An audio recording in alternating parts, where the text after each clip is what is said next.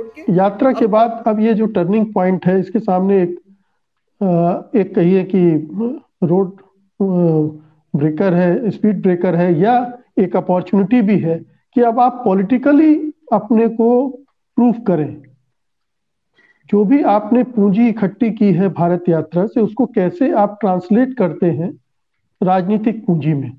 और ये जो अपॉर्चुनिटीज आ रही हैं, चाहे वो अडानी के जरिए आ रही हैं या दूसरे तरह से, उनको कैसे आप राजनीतिक उसमें बदले, पूंजी में उसको बढ़ाने में इस्तेमाल कर पाए।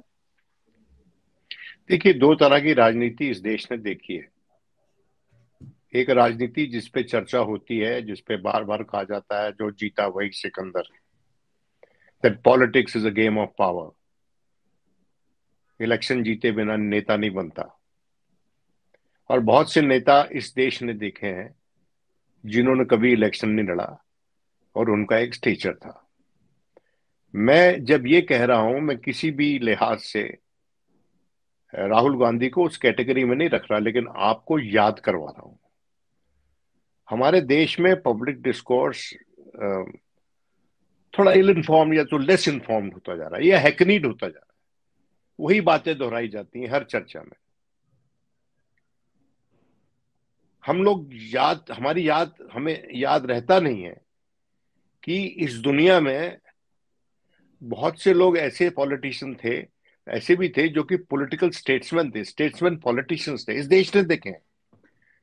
उसमें सर्वोपरि तो महात्मा गांधी स्वयं थे, जिनकी आज के दिन शहादत हुई, और उनकी स्टेट्समैनशिप ने उनका रक्त बहाया। अटल बिहारी वाजपेयी 84 के दंगों में उनके घर पर हमला हुआ,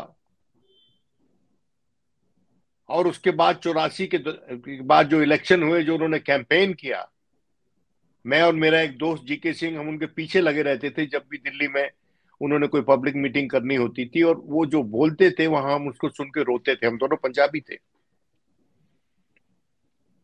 उस आदमी ने हिंदुस्तान के वोट की सेकुलर कैरेक्टर बनाई रखी, अपना हाथ सिखों की तरफ बढ़ाकर, उनको ये जताकर कि आपका हक है कि आप अपनी मर्जी की सरकार चुने, आइए बाहर आइए। और कांग्रेस उस वक्त सिखों के पास नहीं जा रही थी, वो 2 सीटों पर रह गए। राजीव गांधी, जिस पे बहुत आरोप लगते हैं, जब वो असम के इलेक्शन और उधर पंजाब के इलेक्शन हार गए, खासकर पंजाब का इलेक्शन जब वो हार गई उनकी पार्टी, और सुरजीत बरनाला की सरकार बन गई, अकाली दल लंगोवाल की सरकार बन गई, तो उनसे पत्रकारों ने पूछा गया, आपकी पार्टी तो हार गई, पंजाब अकॉर्ड आपने किया था। तो उसने जवाब दिया कि we might have lost an election in Punjab, but we have won the state back for India. मैं समझता हूं कि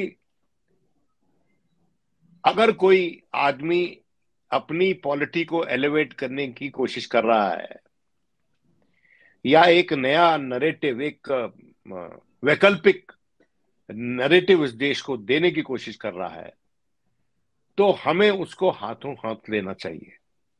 इस देश को अब एक नरेटिव जो कि भारतीय जनता पार्टी से जुदा नरेटिव है, उसकी जरूरत थी, और उस यात्रा ने वो नरेटिव दिया है।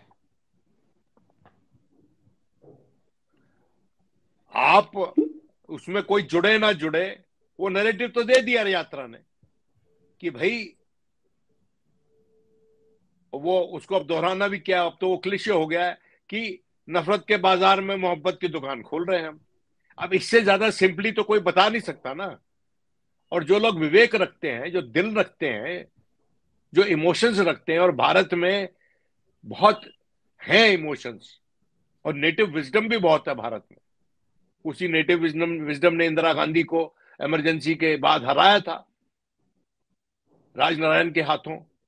तो मेरा यह मानना है कि राहुल गांधी ने जो उस नेटिव विजडम में डिप करने की कोशिश की है, उस पे एक इमारत खड़ी करने के लिए, भले ही वो इलेक्टोरल एडिफाइस हो या आइडियोलॉजिकल एडिफाइस हो, या एक ऑल्टरनेटिव नैरेटिव देने की एडिफाइस हो, उसके लिए राहुल गांधी को जीवन चलने का नाम बनाना पड़ेगा। ये यात्रा खत्म नहीं हुई है, ये इसका पहला अहम पड़ाव है। अगर इसको सही में इस इनिशिएटिव को परवान चढ़ाना है तो इसको परस्पर चलते रहना है, और पार्टीज का दायित्व बनता है, अगर वो सही में इतने उत्तेजित हैं, इतने वरिड है कि जो आसपास हमारे हो रहा है और होना भी चाहिए, वो अगर सही में इतने वरिड है तो उनको कॉम्पिटिटिव पॉलिटिक्स के बजाय कोऑपरेटिव पॉलिटिक्स करना चाहिए। और अगर वो हो जाता है तो उसमें कांग्रेस की एक प्रथम भूमिका ये होगी कि वो, अगर राहुल गांधी कहता है कि मैं प्रधानमंत्री पद का उम्मीदवार नहीं हूं, मैं चाहता हूं कि हम लोग इकट्ठे हो जाएं और मिलके हम इलेक्शन लड़ें, ये जंग हमको मिलके लड़नी है, ये बैटल हमको मिलके लड़ना है, और उसमें मैं कोई रोल नहीं ढूंढ रहा हूं, मैं तो सिर्फ एक छोटी सी भागीदारी ढूंढ रहा हूं। ये पॉइंट, ये से अगर आप कहेंगे, देखिए बात यह है कि हमारी जो ऑपोजिशन की पॉलिटी है इतनी डिवाइडेड कभी नहीं थी, और उस पॉलिटी को समेट कर चलना एक जिंजरली वॉक होगा। वो ऐसा ही होगा जैसे कि बोन चाइना के बना हुआ कोई कटलरी सेट है, उसको आपको एक शहर से दूसरे शहर पहुंचाना है।